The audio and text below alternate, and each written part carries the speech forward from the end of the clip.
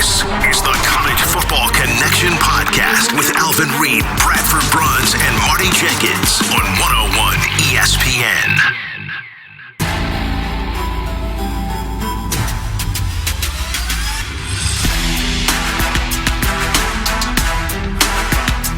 Eagerly anticipated return ultimately falls flat in Norman. What's up, everybody? Good Sunday morning to you, bright and early once more.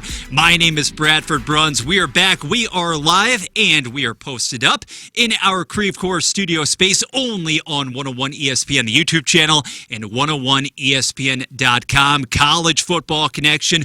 Overtime presentation, Week 13 style, so much into which to dive, dig, and delve across the land in advance of rivalry week to come. But for starters, you know that we have to revisit the scene from yesterday morning, segueing into the afternoon at the other Memorial Stadium. We've had time to sit with it. We've had time to let it marinate, and yet the result, the realization, that reality, it all remains the same, does it not? 17-6, your final. Oklahoma over Missouri. The Sooners ranked at number 8 coming into the game, and sure to move up for that matter with respect to the coaches poll, the AP poll to be released shortly. You'll still have to wait until Tuesday evening for the newest batch of the CFP rankings. But on the opposite end of the spectrum, whereas OU, Brent Venables and his charges able to remain alive, remain relevant right in the CFP picture. Missouri now at 7-4 on the campaign, 3-4 in SEC competition, meaning you will have to indeed go to Fayetteville post-Thanksgiving next Saturday afternoon and secure the dub in order to finish 500 in SEC play. But let's get back to the way in which yesterday's contest proceeded to shake out, and the start, frankly, if you were a Mizzou enthusiast, you couldn't have asked for anything else, anything more. Not only did you have number 9, Bo Pribula, back in the mix, starting for the first time since October 25th. Rather miraculously, guys, he returned for this season back when he dislocated that ankle in Nashville against the Commodores and yielded then in the ensuing weeks to the true freshman at QB, Matt Zalvers. You thought not only was Bo finished for the rest of this campaign, that was a gruesome injury, but perhaps as a Missouri Tiger, right, hasn't exhausted the eligibility, but in this era, you simply never know.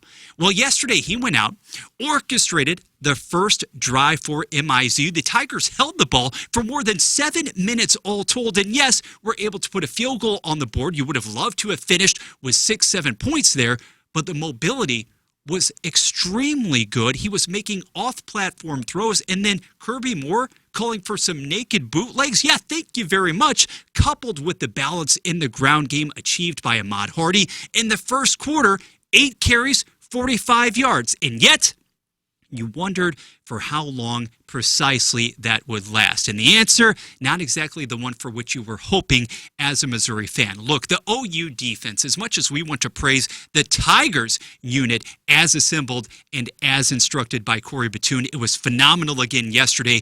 OU is the best when it comes to the entire conference as far as holding down the opposition's ground game. Came into the tilt averaging, permitting just 82 yards for opposing schools on the ground. And even the great Hardy, even coming off of that 300-yard contest on the ground versus Mississippi State, just the 6th guy ever in conference competition for the SEC to reach that mark. You knew that it would be arduous against the athleticism, against the physicality. Are Mason Thomas being out of the lineup or not? OU was going to bring it. It was an undisciplined start, no question about it. And yet everything really pivoted. I know there was a coverage bust. I know that John Mateer was able to finally execute a downfield throw of more than 25 yards. But it really did hinge on and pivot, guys, on yet another special teams gaffe. After Robert Meyer was able to convert that early field goal attempt, well then the block really did change and alter the momentum significantly because OU responds with a long touchdown and then subsequently as well. the offense did become rather stagnant. We knew that it wouldn't exactly be a case of consistently churning out long gains and being able to sustain extensive drives for all 60 minutes. But once again, when you are constantly playing from behind in a manner of speaking, when it comes to flipping the field position per se, okay? Just straight up, point blank period. Another woeful punt. This has been an issue on special teams all year as well. We talked about it last week, actually, on the Fast Lane. I was filling in with Anthony Stalter. It hasn't been confined to just the place kicking situation. Okay, we understand, ladies and gentlemen, whether you were talking about Robert Meyer or Robbins for that matter, that is one element. But Connor Wesselman has consistently not been able to execute as far as pinning the opposition deep or even being able to give the Tigers defense some semblance of a break before going back out on the field. That's precisely what happened with the second quarter punt, totaling out to 30 yards. I don't even want to put the Missouri defense on the hook for the TD that followed, because when you're talking about opening inside of the 50-yard line there with your drive with the weapons at Mateer's disposal, sooner or later, you were bound to relinquish a touchdown that shouldn't have gone on the board. And frankly, I didn't even quibble with a lot of the decision-making yesterday from the head coach Eli Drinkwitz himself either. A lot of you in the audience were probably thinking you were watching the contest unfolding on ABC and saying, all right, we're inside of the 10, inside of the 5-yard line. Do we really want to take the guaranteed, or so we think, 3 points at the end of the second quarter, or do we go for it? It becomes a one-possession game. It becomes a 14-6 game at the half. You take that, and in that type of environment, you basically run with it because you would hope that your defense would continue to be effective and play with great aplomb cumulatively. In the second half, the defense didn't wear down. Heck, Missouri in this contest, in this 17-6 loss, actually held the ball for 32 minutes, outgained OU to the tune of 301 to 276. But the cream did inevitably rise to the top when it came to second half plays off platform with the feet. Yes, I'm talking about John Mateer, because ever since he returned from the procedure, the surgical procedure on his throwing hand, no less, a few weeks ago, hasn't been the same guy, right, as far as firing that ball down the field.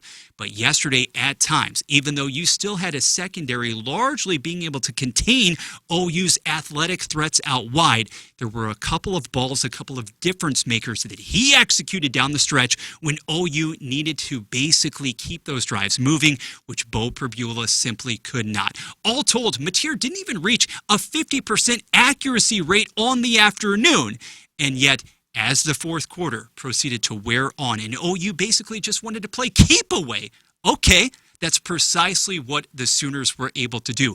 Arbuckle was able to scheme up a couple of nice variations, a couple of nice patterns there to be able to confound MU's second level and then the secondary to a degree, but it was the feet able to ultimately salt that one away as Missouri could do absolutely nothing from an offensive standpoint in the second half. That's right. After the first quarter, Hardy was only able to compile 12 additional rushing yards, but it wasn't just about him being ineffective by any stretch of the imagination, okay? Not when Roberts basically has no room to operate either. You're not able to stretch it out as per usual because of the effectiveness and just the overall effort of the OU front four and then that second level to boot. Missouri ran the ball, guys. The balance was there 35 times, but for just 70 yards. And you knew with this OU rushing defense coming into this contest, it was always going to be a threat.